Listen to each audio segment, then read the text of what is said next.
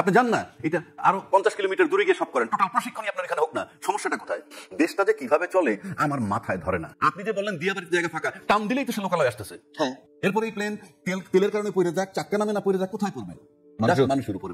সিগনালে প্রচুর গাড়ি থেমে যায়, থেমে গেলে দেখবেন এই গাড়িগুলোর মালিক কারা। আপনি যান খুঁজে দেখেন, আমার চ্যালেঞ্জ করলাম। এটার ভিতরে ইলেকট্রিক মিটার রিডার পাবেন, ওয়াসার ইন্সপেক্টরের গাড়ি পাবেন, তিতাস গ্যাসের মিটার রিডার পাবেন, ইনকাম ট্যাক্সের পিওন পাবেন। তার পাশাপাশি দেখবেন ফুটপাথ থেকে রশিদ বাহিনীর দুটো আনারস নিয়ে চলে হাঁটতেছে এক ভদ্রলোক, উনি পিএইচডি হোল্ডার, 30-40 হাজার টাকা বেতনে চান।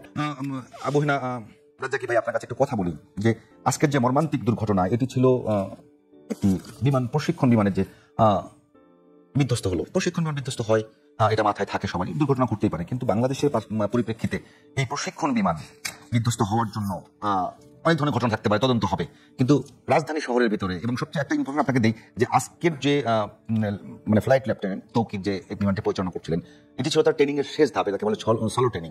এই সলো ট্রেনিং এ কোনো নেভিগেটর থাকে না, সাথে মনে করে কোনো প্রশিক্ষক থাকে না, এটি একদম শেষ ধাপের ট্রেনিং তাকে দেওয়া হলো। কিন্তু সেটি একেবারে যখন তার বেস থেকে উড়ে হাতিরঝিল থেকে শুরু করে রাজধানীর উপরে সে উঠছিলেন, শেষ মুহূর্তে যখন তার সঙ্গে যোগাযোগ বিচ্ছিন্ন হয়ে যায়, এটি পড়ে যায় স্কুলের উপরে, যেখানে শিশু। সবচেয়ে বড় কথা, এখন পর্যন্ত যারা মারা গেছে, যারা আহত হয়েছে, তাদের বেশিরভাগই শিশু। কি বলবেন এটি নিয়ে? আপনাকে ধন্যবাদ দিয়ে শুরু করতে পারতেছি না আমি আজকে, কারণ এটা এত টাচি ইস্যু, এত সেন্সিটিভ ইস্যু যে 19 জন অলরেডি মারা গেছে আপনি বললেন, যারা আহত হয়েছে হয়তো রেট বেড়ে যেতে পারে। এটা কাম্য ছিল না কারণে। 2 নম্বর, এটা কোনো সাধারণ এয়ারক্রাফট নয়, এর গতি অনেক বেশি, হাই স্পিড। কারণ আপনার যত স্পিড হবে তার গতি তত বেড়ে যায়। এটা তো একটা নর্মাল এয়ারক্রাফট হতো তাহলে তো ওখানে থেমে যেত একটা জায়গায়, কিন্তু সে অনেকখানি ভেদ করে গেছে, ফলে এই ক্ষতিটা হয়েছে। এখন প্রশ্ন হচ্ছে এটা ট্রেনিং এয়ারক্রাফট। আমি ব্যক্তিগতভাবে মনে করছি আপনি যেটা বললেন এটা হতে পারে। আমি যে এয়ারক্রাফটটা চালাচ্ছিল, কি বললেন নাম, তৌকির, উনি এটা তার লাস্ট, এরপরে হয়তো তিনি সনদ নিয়ে বের হবেন। এটা এমন হতে পারে, চাকরিটা কিন্তু সোনার হরিণ বাংলাদেশে। আমরা যত কথাই বলি আপনি দেশ সেবার নামে যাই আর যে সেবার নামেই যাই, চাকরিটা কিন্তু সোনার হরিণ।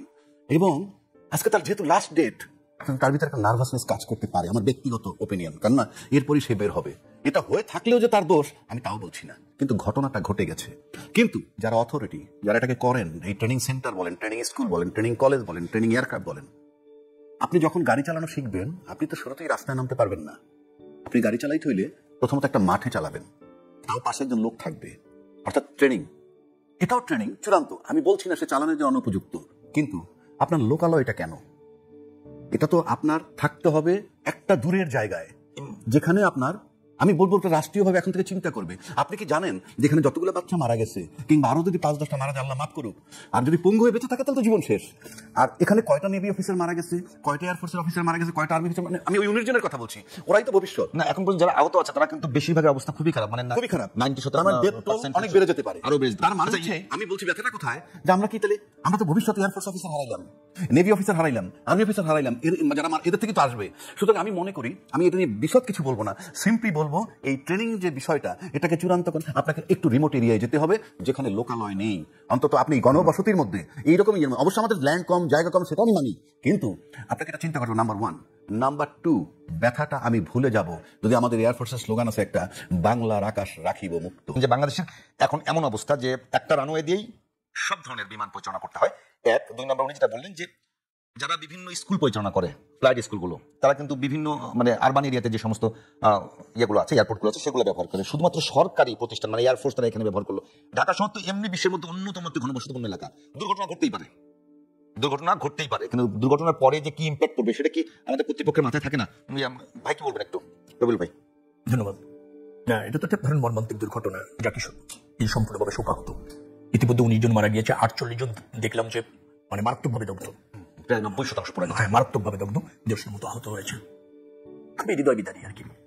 এখন প্রশ্নটা হচ্ছে, প্রশিক্ষণ বিমান ধরেন উড্ডয়ন অথবা উড়ান্ত অথবা অবতরণ, এই প্রত্যেকটা জায়গাতে তো ঝুঁকিতে থাকে, যেহেতু প্রশিক্ষণের অংশ। প্রশিক্ষণ, যে কোনো প্রশিক্ষণ মানেই হচ্ছে আপনি এক্সপার্ট না, কিছুটা হলেও আপনি ঝুঁকির মধ্যে আছেন। তো সেই জায়গাগুলি আরবান এরিয়াতে মানে আমার মনে হয় যে একেবারে বেমানান, উচিত নয়। এখন সেটাকে আমরা দুর্ঘটনা ঘটলেই কেবলমাত্র অ্যাটেনশনে আনতে চাই, বা দুর্ঘটনা পরবর্তীতে এগুলি যখন আমরা আবার স্বাভাবিক অবস্থায় ফিরে আসবে তখন আমরা এগুলি ভুলে যেতে চাই। অনেকবার বলা হয়েছে বাংলাদেশের এই রাজধানীর মধ্যে কেন নৌবাহিনীর সদর দপ্তর থাকবে? এটা ধরেন চট্টগ্রাম হলে ভালো হয়, একটু মানে অনেকবার বলা হয় রিমোট কন্ট্রোল হয়, বা মোংলার ওইদিকে একটা সাব করা যেতে পারে। সেভাবে কিন্তু ভাবা হয় না। দেখবেন যে একেবারে ঢাকা শহরে প্রাণকেন্দ্রিক নৌবাহিনী সদর দপ্তর রয়েছে, সেনাবাহিনী বলেন, সবকিছু ঢাকা কেন্দ্রিক। তো এই জায়গাগুলিতে আমার মনে হয় একটু বিকেন্দ্রীকরণের প্রয়োজন রয়েছে, এবং আমাদের দুর্ঘটনা ঘটতেই পারে, কিন্তু দুর্ঘটনা ঘটলেও যেন তার মারাত্মক ক্ষতি জনজীবনের উপর না পড়ে, নাগরিকদের উপর না পড়ে, মানুষকে যথাযথ নিরাপদ যতটুকু রাখা যায় সেই প্রক্রিয়ার অংশ হিসাবে কিন্তু এগুলি বিন্যাস হওয়া উচিত। মানে রেজাকি ভাই বলবেন যে দেখেন আজকে যে দুর্ঘটনাটা ঘটলো, নিঃসন্দেহে মর্মান্তিক দুর্ঘটনা, এটা রাজধানীতে হয়েছে, অনেকগুলো মানুষ আহত হয়েছে, অনেকগুলো শিশু আহত হয়েছে, মারা গেছে। তো দেখবেন যে এখানে ঢাকা মেডিকেল কলেজ আছে, সিএমএইচ আছে, একবার ভাবুন যদি এটা ঢাকার বাইরে কোথাও হতো। তো অন্ততপক্ষে আমরা ঢাকা মেডিকেল কলেজের মতো কিছু কলেজ আমরা বিভাগীয় সর্বদে করতে পারিনি। ভাই যেটা বলছেন যে এই যে বিকেন্দ্রীকরণ, এটা কি সবকিছুর আগে আসা উচিত না? অফকোর্স এগুলোর সাথে তো আমি একমত। শুধু ঢাকা শহরে 2 কোটি লোক বসবাস করে, প্রতিদিন সকালে অন্তত 50 লক্ষ লোক ঢোকে এবং বের হয়ে যায়, আর 1.5 কোটি লোক কনস্ট্যান্ট থাকে। আমরা কেন ঢাকামুখী? কেন?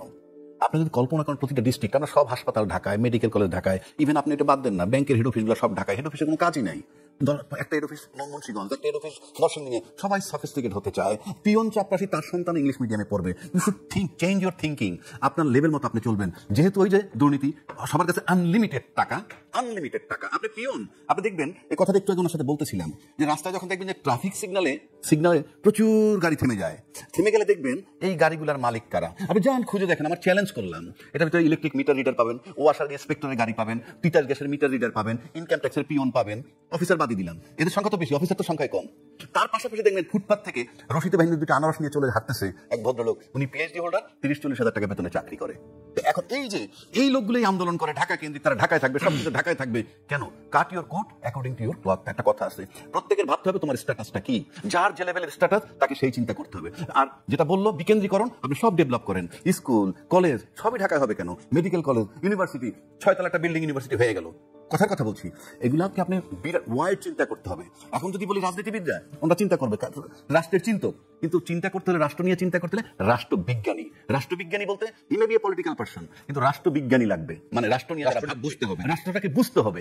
আপনি ওই যে বললো সিঙ্গাপুরের কথা, এয়ারপোর্ট থেকে বেরোয় একটা ভিজিটিং কার্ড দিবেন ট্যাক্সিওয়ালাকে, you believe it or not, you not ask you any question, just বাসার সামনে গিয়ে গাড়িটা থামতেছে, বিকজ তার রাস্তা, তার সিস্টেম সব। আমাদেরটা এত দ্রুত হবে তা আমি বলছি না, চিন্তা করতে হবে ঠিক সেই জায়গাটায়। আমরা কি রাজনৈতিকভাবে গত 53 বছরে যে কথাগুলো আমরা বারবার এখানে বলি, এরকম চিন্তা আদৌ হয়েছে?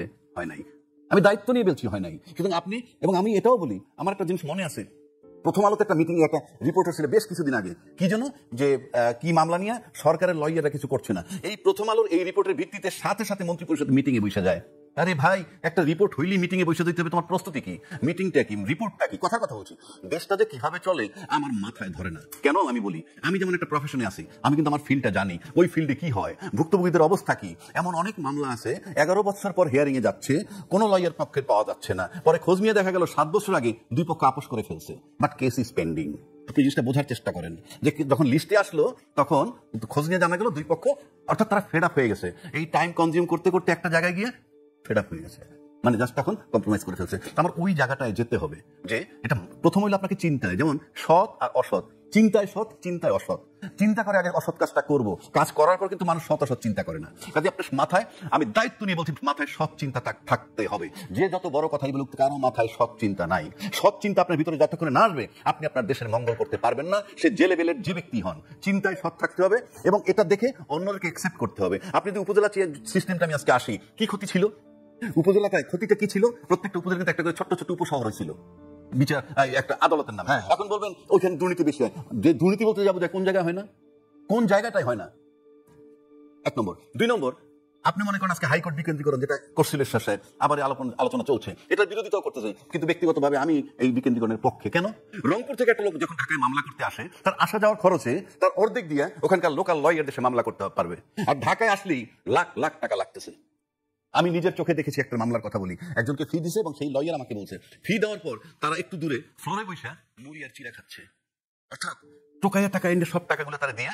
আমি বলছি কেন এটা? আমি বলছি না মামলায় টাকা লাগবে না, কিন্তু আপনাকে চিন্তা সৎ কইরা জনগণের কথা ভাবলে এই সার্ভিসটা মানুষের দোরগোড়ায় দিতে হবে, এই কোর্ট আপনার দোরগোড়ায় দিতে হবে, যাতে তার কষ্ট কম হয়। এই আজকে একটা ঘটনা থেকে এই যে বিকেন্দ্রীকরণ বললো, আমি একমত। আপনি জান না, এটা আরো 50 কিলোমিটার দূরে গিয়ে সব করেন, টোটাল প্রশিক্ষণই আপনার এখানে হোক না, সমস্যাটা কোথায়?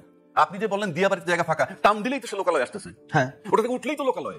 এরপরে এই প্লেন তেলের কারণে পড়ে যাক, চাক্কা নামে না পড়ে যাক, কোথায় পড়বে? মানুষের উপরে পড়বে। এটা তো আপনাকে চিন্তা করতে হবে। ওই জন্য আমি কথাটা বলতেছিলাম, আজকে জাস্টিফাইড হবে বাংলার আকাশ রাখিব মুক্ত স্লোগান। আমি যদি দেখি কোনোদিন বাংলাদেশের আকাশকে মুক্ত রাখার জন্য এরকম বহু অফিসার মারা গেছে, তখন এই আজকের মৃত্যুটাকে আমি জায়েজ বলবো যে হ্যাঁ, ওনারা আকাশ রক্ষা করতে গিয়ে মারা যায়, সুতরাং এটা জাস্টিফাইড। আর যদি আমি কোনোদিন দেখি যে আকাশ মুক্ত করতে গিয়ে মারা যায় না, আকাশ অন্য কিছু হচ্ছে, তখন কিন্তু এই ব্যথা আমার থেকে যাবে।